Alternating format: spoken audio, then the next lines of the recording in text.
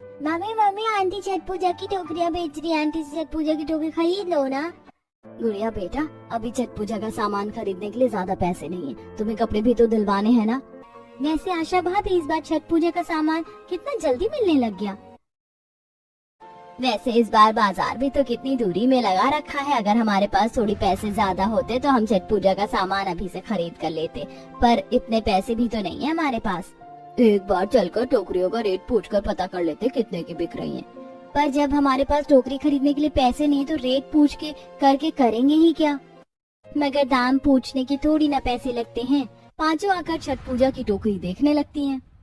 अम्मा, दौरा कितने का दिया?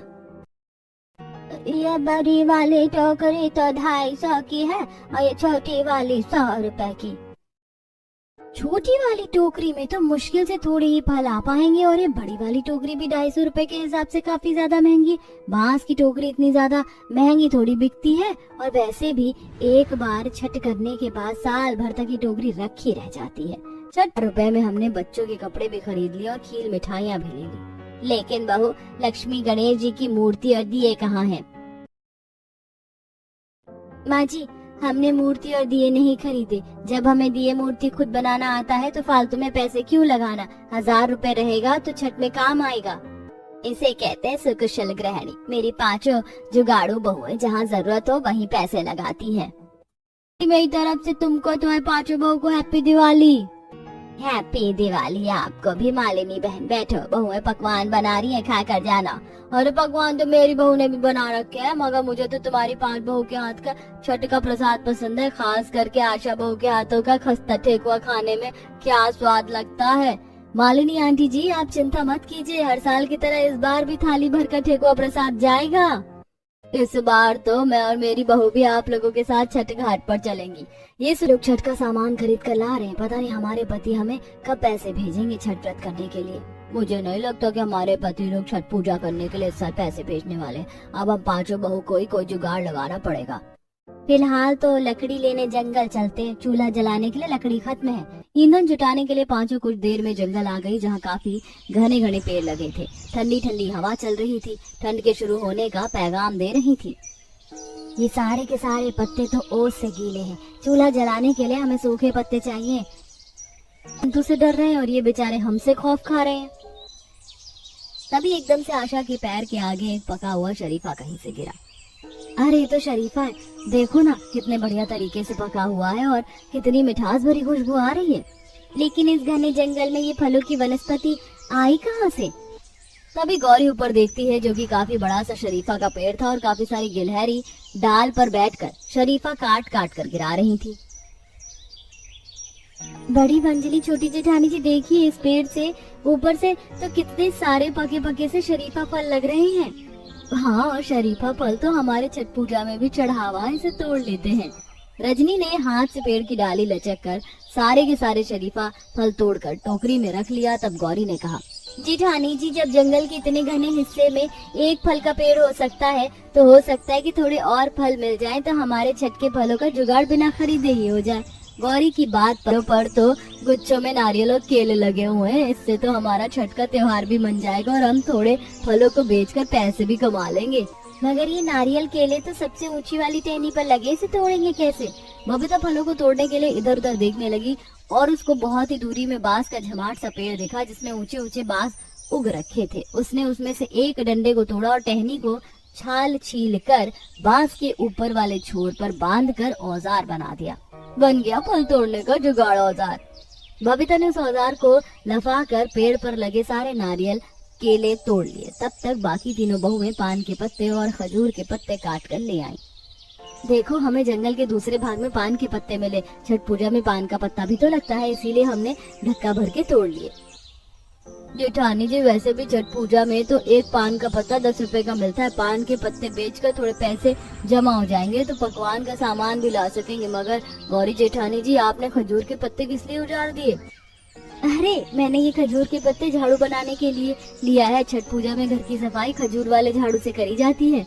जंगल से छठ पूजा का नारियल केला शरीफा फल पान के पत्ते खजूर के पत्ते लेकर पांचों बहुएं अपने गरीब घर में आ गई। वहीं पड़ोस में छठ व्रत करने वाली बाकी बहुएं उनको हीन भावना से देखती हैं। हाय हाय, किसके खेत बगीचे से डाका डाल कर आ रही हो तुम? तुम्हें क्या लगता है तुम ये चोरी का फलाद चढ़ाकर छठी मैया को प्रसन्न कर लोगी? उपासना की नीचा दिखाने पर चारों बड़ी बहुएं बेशब्द सी खड़ी रह गईं। तभी पांचवी बहू किरण ने सुनाते हुए कहा, उपासना, छठी मैया ने तुम्हारे घर को अन्न धन से भर रखा है तो इसका अहंकार मत करो। और छठी मैया हमारे घर के हालातों को देख रही है। हम पूरी श्रद्धा और मनसा से व्रत कर रही हैं। हमें तुम्हारी तरफ दिखावा करने की आवश्यकता नहीं है। किरण, छठ पूजा के लिए फल ले लो, सबसे सस्ते सबसे मीठे स्वादिष्ट फल ले लो। आंटी आंटी, हमारी मम्मी से फल खरीद लो प्लीज, ताकि हम भी छठ पूजा मना सके।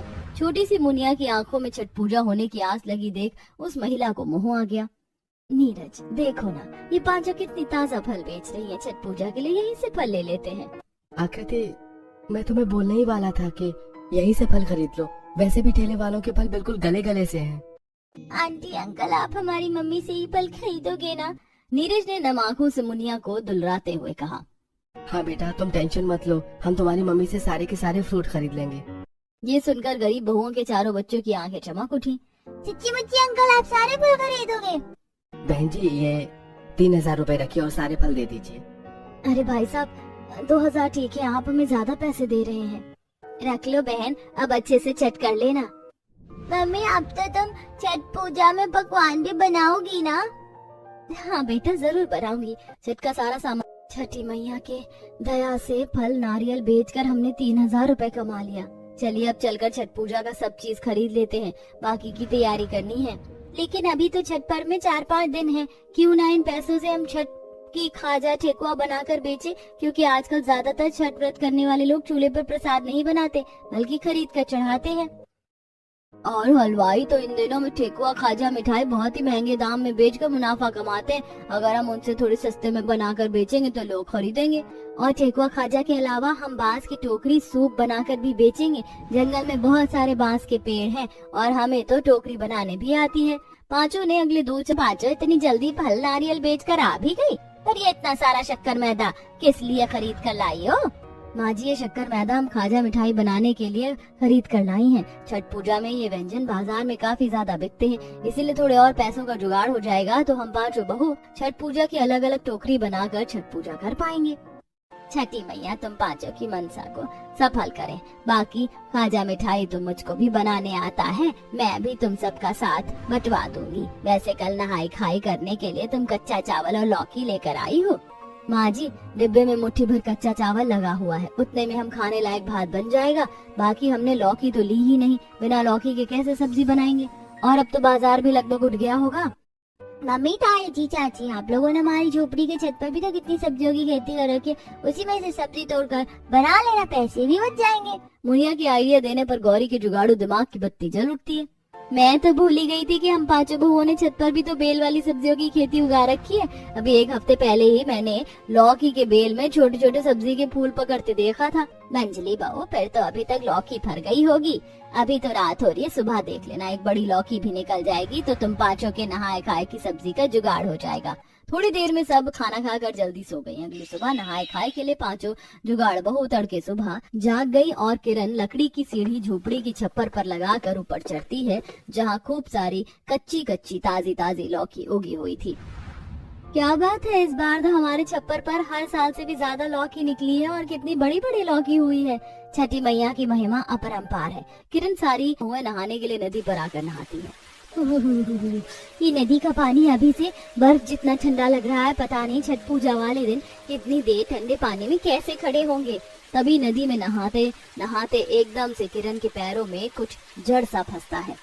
लगता है पानी के अंदर किसी चीज की जड़ है। मेरे पैरों में किसी जड़ ने जकड़ लिया है। कहीं पानी के अंदर कोई सांप ना हो, मैं देखती हूँ। डरते डरते गौरी ने नदी के अंदर डुबकी लगाकर देखा, जहाँ पानी के अंदर सिंघाड़े ही सिंघाड़े उगे हुए थे। गौरी ने पानी के अंदर से सिंघाड़े तोड़े। ये देखो, इस नदी के अंदर तो खूब सारा सिंघाड़ा उगा हुआ है। पता है, छठ के बाजार में तो सबसे महंगा सिंघाड़ा बिक रहा है। चलो इसे तोड़ लेते हैं। पांचों बहुएं सारे के सारे सिंघाड़े फल को तोड़ लेती हैं, पर नहाने के बाद जंगल से बहुत सारी पतली पतली बांस की टहनी तोड़कर काट कर घर लेकर आती हैं, जहां पांचों मिलकर छठ पूजा के लिए बांस की बड़ी बड़ी टोकरी बनाती हैं और नहा खा कर सुबह से ही छठ के बाजार में टोकरी बेचती हैं। छठ पूजा की टोकरी ले लो, छठ पूजा की टोकरी। बहन जी छठ पूजा की टोकरी खरीद लीजिए सिर्फ और सिर्फ 100 रुपए में। क्या बात है, तुम तो 100 रुपए में छठ पूजा की बहुत ही मजबूत, टिकाऊ और बड़ी बड़ी टोकरियां बेच रही हो। बाकी सारे तो 250 से नीचे की टोकरी नहीं बेच रहे हैं। बहन जी ये टोकरी हमने अपने हाथों से बीन कर बनाई है, आपको कितनी टोकरी चाहिए? मेरे परिवार में तो जोड़ा छठ पूजा होती है और छठ पूजा करने वाली 5 औरतें हैं, तो ऐसा करो तुम 10 टोकरी निकाल दो। इस तरह वो एक अमीर औरत जुगाड़ू बहू से उनकी 10 छठ पूजा की टोकरी खरीद लेती है, जिससे वो बैठे बैठे 1000 रुपए की कमाई करती है। छठी मैया की दया से हमारी मेहनत सफल रही और हमारी सारी की सारी बनाई हुई टोकरी हाथ के हाथ 1000 रुपए की बिक गई। हाँ, अब केवल खाजा मिठाई ठेकुआ बेचने के लिए बच गया है। फिर हम खरना करने का फल फ्रूट आज ही खरीद कर ले चलेंगे और पहली छठ पूजा तो परसों है, तो उसका सामान हम कल ले लेंगे। ठेकुआ खाजा खरीदो जी, 300 रुपए किलो, 300 रुपए किलो। छठ पूजा का पकवान प्रसाद ले लो। दोनों बहू को छठ का। अरे अंजना जी वो देखो वहाँ पर छठ पूजा का बना बनाया पकवान बेच रही है, चलो चलकर वहीं से खरीद लेते, बनाने का झंझट नहीं रहेगा। अरे मुझको तो चूल्हे के आगे ज्यादा देर बैठा भी नहीं जाता, वरना पहले तो मैं छठ पूजा के सारे पकवान अकेले जान लेती थी, पर बहू वाली होने के बावजूद भी छठ में चढ़ाने के लिए पकवान बने हुए लेने पड़ रहे हैं। दिया है खाजा मिठाई और ठेकुआ। आंटी जी 300 रुपए किलो है, आज ही बनाया है। अरे तुम तो बड़े सस्ते खाजा मिठाई बेच रही हो। पता है बहन, कल ही मैंने अपने बेटे को हलवाई के पास रेट पता करने के लिए भेजा था, तो 1000 रुपए किलो बेच रहे हैं ठेकुआ। आंटी जी कितना करना है प्रसाद? मुझको तो पड़ोस में भी प्रसाद बांटना होता है, तो 5 किलो ठेकुआ खाजा तो लग जाएगा, तुम कर दो। सस्ते में छठ पूजा के व्यंजन बेचकर भी दोनों बहुएं अच्छी कमाई करती हैं। छठ का बना बनाया प्रसाद खरीदने के लिए व्रत करने वालों की भीड़ लग जाती है। सब कुछ बिकने के बाद पांचों जुगाड़ू बहू खरना करने के लिए फल और खीर बनाने के लिए गुड़ चावल खरीद कर घर लाती है और अगले दिन छठ व्रत भूखी रहकर बाजार में सामान बेचती हैं। रजनी और आशा पूरे श्रद्धा भरे मन से खरना के लिए गुड़ वाली खीर और रोटी बनाती है।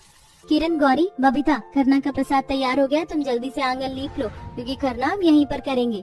प्रसाद परोसने के लिए केले के पत्ते भी तो लगेंगे, हम तो वो लाई नहीं है। अरे बहू, किसी और के यहाँ से केले के पत्ते लाने की क्या आवश्यकता है, हमारे आंगन में जब इतना बड़ा केले का पत्ता है। कलावती ऐसा कहते हुए अपने आंगन में लगे केले के पत्ते काट कर देती है, जिस पर आशा रजनी गुड़ वाली खीर रोटी और फलाहार रखती हैं, जिसके बाद पांचों बहुएं एक साथ मन में मुराद मांगती हैं। हे छठी मैया, मैं सच्चे मन से आपका व्रत रखूंगी। मेरी एक ही मनसा है माँ, बस छठ में ये पांचों भाई घर आ जाते हैं, उनके बिना घर सुना है। ये छठी मैया, सुना है जो पूरी निष्ठा से तुम्हारी छठ पूजा करता है, तुम उनकी चौखट पर चल कर आती हो। मैया मैं अर्जी करती हूँ, मेरे घर की निर्धनता दूर करो माँ। तब पांचों ने हाथ जोड़कर छठी मैया का नाम लेके खरना का प्रसाद खाकर व्रत किया। इसी तरह पहली छठ पूजा का दिन आ गया। सुबह से ही छठी व्रत करने वाले का घर द्वार धुलने लगा। कुछ घरों के अंदर में घी में बनने वाले ठेकुआ पूरी की खुशबू पूरे मोहल्ले में फैल गई। मुझको तो मीठी मीठी ठेकुआ की खुशबू आ रही, लगता है किसी के घर में ठेकुआ बन रहा है। चलो रोहन भैया, हम भी चलकर मम्मी से छठ पूजा के पकवान बनाने के लिए कहते हैं। बनाने के लिए इतना सारा सूजी मैदा ठीक रहेगा ना? गौरी, इतने सूजी मैदा में तो हमारे परिवार के लिए ठेकुआ पूरा नहीं पड़ेगा। आस पड़ोस वालों को भी तो छठ का प्रसाद बांटना होगा। सारा मैदा ले लो, घी ज्यादा डालना ताकि ठेकुआ खस्ता बनेगा। हम तो से पूछे बरतिया, ए बरतिया से की निकाला गे जी, करेली छठ बरतिया से उनका लागी। जे करेली छठ बरतिया से उनका लागी। पांचों जुगाड़ू। आशा भाभी, मुझे तो यकीन ही नहीं हो रहा कि इस साल हमारे घर में छठ हो रहा है। रजनी, 2-4 दिन पहले तक तो हमारे हाथ में फूटी कौड़ी भी नहीं थी। ये छठी मैया की महिमा है जो हमारे घर में छठ मन रहा है। वैसे छठ घाट तो हमें 3-4 बजे से चलना है, क्यों ना आज भी थोड़ी देर बाजार लगा ले और पैसे जुड़ जाएंगे तो कोसी भर पाएंगे। गौरी, सबको इस जंगल में तो कितने सारे गुड़हल के फूल खिल रहे हैं, चलो इसे तोड़ लेते हैं। यहाँ पर गेंदे के भी बहुत सारे फूल खिल रहे हैं, इससे हम माला बनाकर बेच सकते हैं। पता है, दिवाली और छठ के बाजार में माला 50-50 रुपए की एक बिकती है। गुड़हल गेंदे के फूल तोड़ते हुए आशा की नजर पत्तों पर जाती है। देखो, पेड़ों के सारे पुराने पत्ते झड़कर कितने सुंदर कचनार जैसे नए पत्ते निकले हैं। क्यों ना हम इस बार पत्तों की साड़ी पहने छठ मनाएं? हाँ, वैसे भी छठ के त्योहार के चलते बाजार में एक साड़ी 2000 रुपए की बिक रही है। पांचों ने ढेर सारे चौड़े पत्ते, फूल, कलियों को भी तोड़ लिया और घर आ गए। बहुओं, तुम ये सब पत्ते किस लिए तोड़ के लाई हो? माँ जी, हमारे पास छठ पूजा में पहनने के लिए नई साड़ी नहीं है ना, इसीलिए हमने सोचा पत्तों की साड़ी पर छठ कर लेंगे। आज और कल की तो बात है। तुम पाँचों जो छठ का व्रत भूखी रहकर भी इतना कर रही हो, मैं छठी मैया का कोटि कोटि धन्यवाद करती जो उन्होंने मुझे तुम जैसी बहुएं दी। मैं तुम पाँचों के लिए साड़ी बना देती हूँ। कलौंजा का सिंदूर ले लो, शुद्ध फूलों हल्दी से बना सिंदूर ले लो। क्या तुमने ये सिंदूर फूलों से बनाया है? वैसे खुशबू तो बड़ी अच्छी आ रही है। कितने की है एक डिब्बी? बहन जी, एक डिब्बी सिंदूर आपको 50 रुपए की पड़ेगी, क्योंकि इसे बनाने में काफी मेहनत लगती है। अरे 50 रुपए कोई ज्यादा थोड़ी है, बाकियों की तुलना में तुम सस्ता सिंदूर बेच रहे हो। मुझे 4 दे दो। उस महिला ने खुशी खुशी बिना मोल भाव किए सिंदूर खरीद लिया। वहीं गेंदे के ताजे ताजे फूलों की माला खरीदने के लिए बाकी श्रद्धालुओं ने खूब भीड़ जमाई। देखते देखते दोपहर के 2 बज गए, हमें पता भी नहीं चला। अब हमें घर भी चलना चाहिए। तैयार होने और दौरा सजाने में भी तो वक्त लगेगा। पांचों बहुएं बिना वक्त जाया किए घर आकर दौरा सजाते और पत्तों की साड़ी पहनकर घाट निकलने को तैयार हो रही होती है। तभी सबके पति आ गए, जिन्हें देख बहुओं की खुशी से आंखें नम हो गई। अजी, आ गए आप लोग? तुम्हें क्या लगा हम नहीं आएंगे? लाओ दौरा हमारे सिर पर उठवा दो। और इस तरीके से पांचों बहुओं ने अपने पतियों के साथ मिलकर छठ पूजा संपूर्ण की, अपने घर को बहुत सुंदर सजाया। और गाइस, आपको मेरी वीडियो अच्छी लगे तो प्लीज़ चैनल को सब्सक्राइब जरूर